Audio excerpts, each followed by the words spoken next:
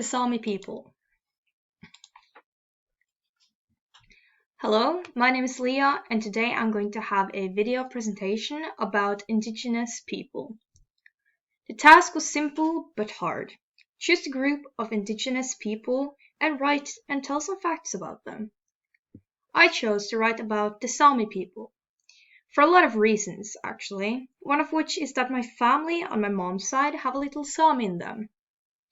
The second reason I chose the Sami people is because of their connection to Norwegian history, and I feel like the Sami people is not talked about enough.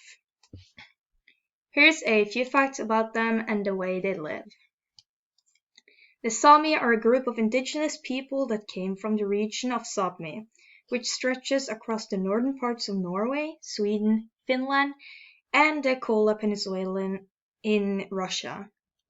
Sami is a group of people traditionally resident from Hedmark in the south to the Kola Peninsula in the east, with a core area of the inner parts of northern Norway.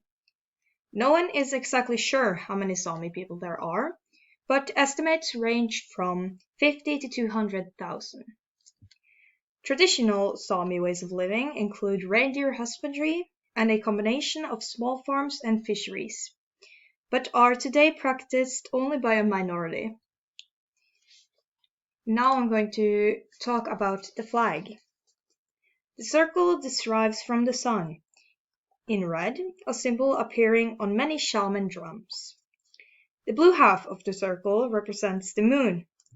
The Sami have 11 flag days, one of which is 6th of February, the Sami National Day. The flag and flag days are for all Sami, regardless of which country they live in.